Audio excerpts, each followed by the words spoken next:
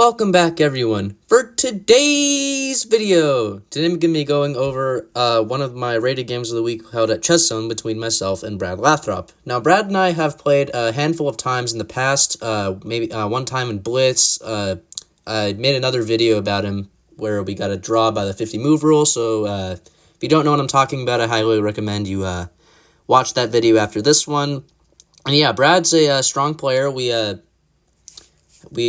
encountered each other quite a few times over the past, and here we were paired again today, and this was one of the only opportunities I can play in the rated games this month, because my usual orchestra rehearsal got canceled today, so I took advantage of that to come to Chess Sim and play. So anyway, I got paired against Brad, and I was ready for another long, hard fight like the last game. So without further ado, let's jump straight into the action. So Brad starts the game off with c4, an English opening, and after the game, he told me he's experimenting with some openings, not playing his traditional e4, but instead deviates and plays c4, but still a very conventional very conventional move at the top level. I respond with e5, and Brad plays g3. I go knight f6, bishop g2. I mean, this looks like some sort of Catalan setup. I'm not really sure, with a bishop fianchetto really early on. I go c6 to prepare d5. And here Brad already gets out of theory. He plays the move e3. To me, it looked like a perfectly sensible move, because, you're trying to prepare d4, but engine just says to go d4 right away. And I guess it's because you created some light squared weaknesses around the king side. I go d5. That was my idea. And here, Brad's playing a bit unorthodox here. He's played knight e2, and already I have a big edge in the opening. I can simply just take this pawn, which is what the engine recommends. And the thing is that if white tries to attack your pawn, you can defend it really easily. You can bring in the bishop, and if, let's see, white were to try to attack your pawn in any other way, you could always play b5 and have a really solid pawn. I know, but in these types of positions, whenever they offer the pawn, like in a ready gambit style, you don't really want to take on c4. I mean, it's a move, but it's not as common. I thought it was sort of the same setup, but guess not. So after knight e2, I'm not really well versed on my English theory. I played bishop e7. Now back to Q equality. I thought this was all book, and Brad knew what he was doing. Brad castled here, and the engine says that I once again have to take on c4, best move, and having a pawn up advantage. But instead, I castle myself, and Brad plays the move d3. Yeah, and you can tell that the opening is a bit rocky. We're both not playing optimal moves. And yeah, we're sort of just testing this opening theory, not really well versed in it. We both have to refresh our memory on the English and this sort of setup. Anyway, after d3, I play the move bishop to e6 to defend the pawn and threaten to take it with the bishop supporting it. Here, Brad plays b3. He gets a nice sort of pawn chain on the c4 pawn, very well defended. And here I actually decide to take. And I was hoping Brad would go taking this way. And apparently that's the best, because I was wanting to go e4 in this position and sort of mess up his pawns. Like, if he takes this way, I was very happy after this, because white gets these doubled pawns in the center. And if white were to take with the bishop, that would be even worse for him, because I would just take and then, like, maybe take here.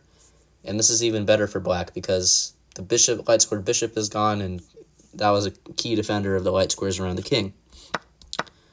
But the engine doesn't think e4, I mean, it's not a bad move, but engine just says go knight d4, and, okay, you can grab this pawn, and after the queen takes, you can't go c5. Can you go c5 here? c5, wow. Yeah, okay, c5 just hangs your rook over there. So yeah, bishop b7. Okay, I guess that's why it wasn't great. So, I mean, okay. But instead, Brad takes this way, and It's not as good, but I thought it was the best move. I play queen c8 to avoid a trade of queens and maybe play bishop h3 one day. We get the move bishop to b2, attacking the pawn, and I throw in the move rook d8 to attack the queen. The queen slid to c1, and I play the move knight to d7. And here Brad plays the move knight to d2, and after I played my move knight to c5, this got Brad thinking for over 10 minutes because I could tell he was very scared of knight d3 things. Like, okay, so for those of you wondering, this isn't a free pawn because I was going to play knight d3, fork on the queen and the bishop. Only way for the queen to defend the bishop is like this, but then I would just simply trade, and the knight on d2 is left undefended, so I would just be winning material. And, well, if you don't do anything, let's say you just play a random move. Not that, okay, let's play a random move here, like this. I was just going to go here, that was my idea, and then just trade off the white's bishop, and I'd be happy. So, Brad played the move queen to c2, and I played knight to d3 anyway. Yeah, here the engine suggests a ridiculous line. They suggest the move bishop to g4, and you might be thinking, well, can't the bishop just be kicked away? Yes, it can. And the engine here suggests this move queen f5, which is, if your opponent plays that, you just report them for cheating because that is not a human move at all.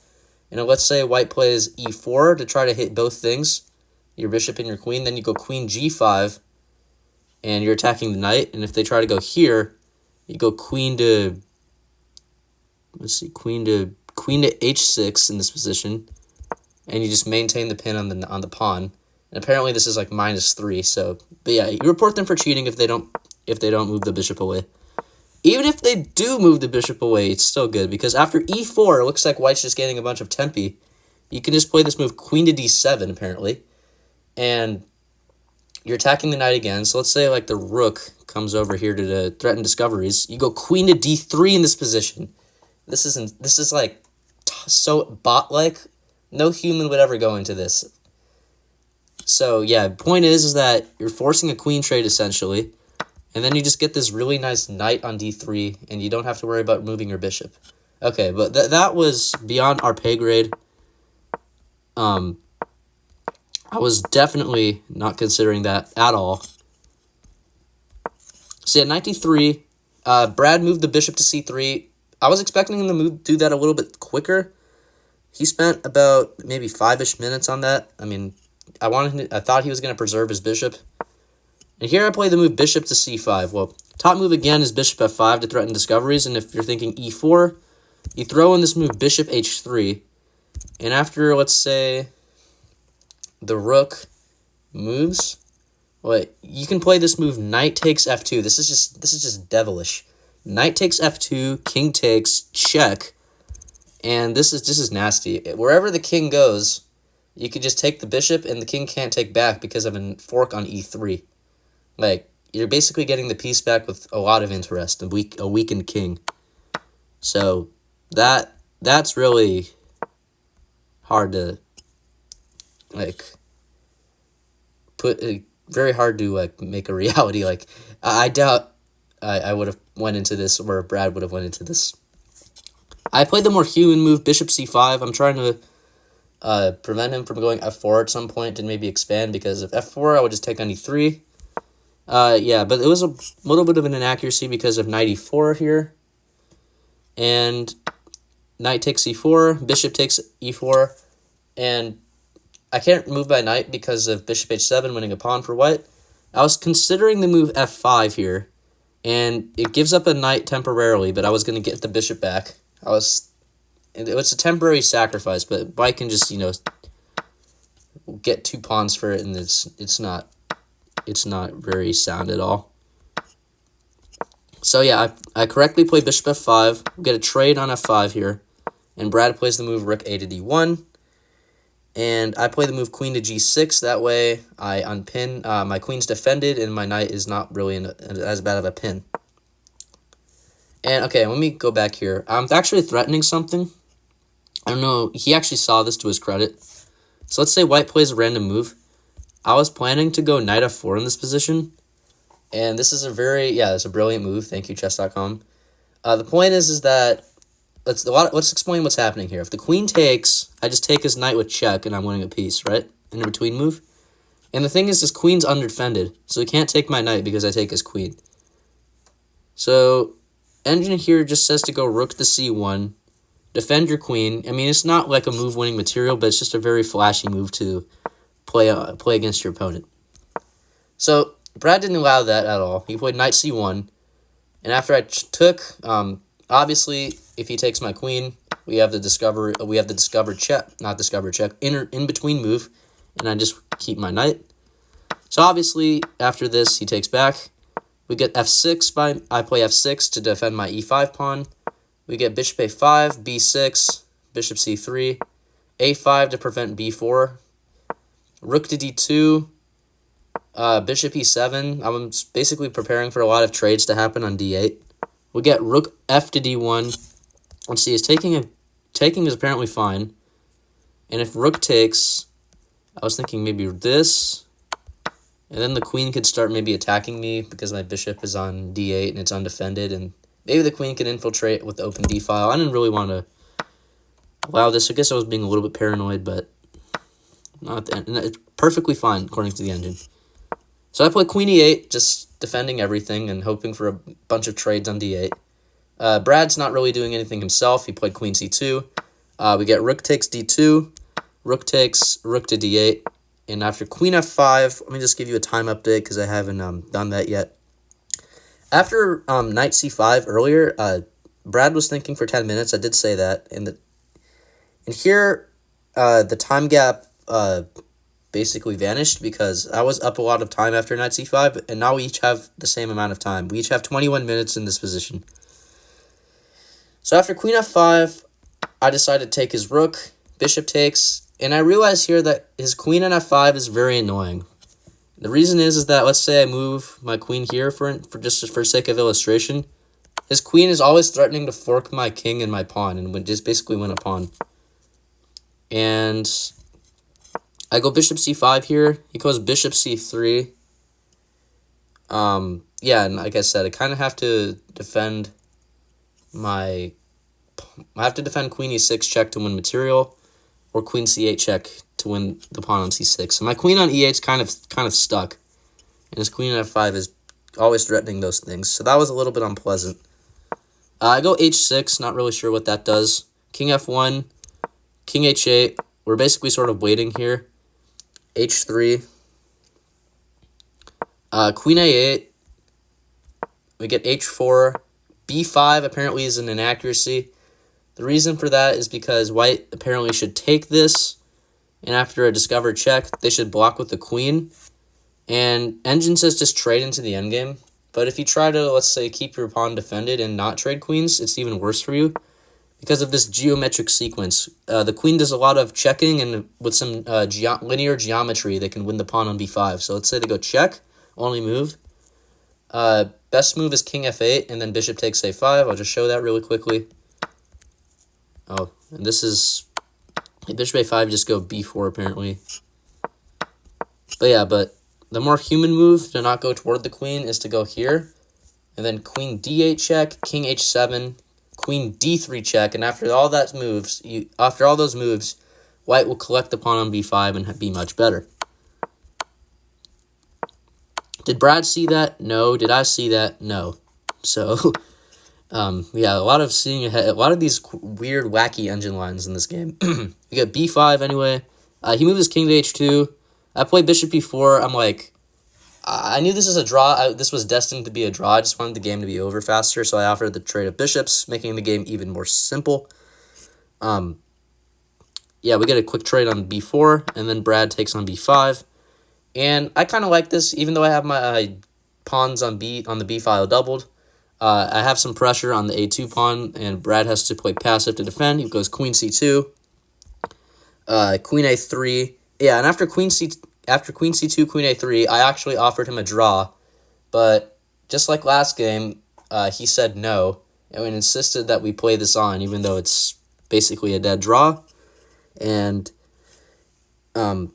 he had not. And this more surprising fact is that, unlike in the last video, I had more time than he did, so he was actually risking it here. He had less time than I did, and he was still not accepting the draw. But we kept playing. He played h5, queen h6, queen d2, queen a8. We get a pawn trade here. King g2, queen e2, queen c5, king h7. We were just basically shuffling back and forth. Queen a8, king h7, queen e4, king h8. We get to move g4, queen to d1 to attack his b3 pawn. He played queen b4, king g8, king to g3. That was a little bit of a weird move because it allowed me to go here. Obviously, don't hang checkmate. So, king f3. And I was thinking for like a minute here that e4 check is good for black, and it apparently is best. The thing is, the king can't take because it would allow this, and the only way to not lose your queen is to go here, but then you just take h5 pawn, and you defend your pawn in the process. So king takes is not an option. If queen takes, I was thinking maybe some sort of skewer to win the queen here, and then g5. White just always has en passant, and they're fine. They're winning. So the only way to draw is to just go here and just get a fork on the pawn and on the king, and then defend your pawn. And yeah, well, you just recover your pawn essentially.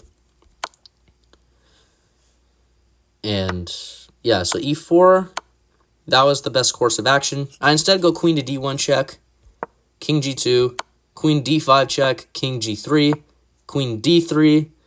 And here Brad had maybe a few minutes at this point. I had maybe 7 or 8 minutes. He played queen e7, and I saw what he was trying to do. He was trying to go for a repetition, and I was fine with that because I knew this was a draw a long time ago. So I go ahead and take on b3, and we end the game with a repetition. And I didn't even go king g8. I just offered him a draw again, and this time he accepted because it's very obvious what the next couple moves are going to be. He's just going to keep checking back and forth, and it's going to be a draw by perpetual check. So the opening was a bit weird in this game, and I definitely had some chances to capitalize on his weird opening. But nonetheless, the game was still really good. If you take a look at the accuracy, we each had an accuracy of around 92. It's a very good game. I guess the moral of the story here is just the openings are really important. You might not want to study your openings. You might want to study tactics and other more interesting aspects of chess, but sometimes the opening you can just win. You can just be better right off the bat, like I was a few times. So if I was a little bit more well-versed on my English theory, I could have had maybe have won the game. But anyway, I'm not upset at this at all. We get a peaceful result, and without further ado, I'm going to go ahead and say thank you guys for watching. If you like content like this, please don't forget to smash that subscribe button below. Leave a comment. Let me know what you think. And until next time, stay tuned for more recaps. Until next time, have a great rest of your day or night. Bye.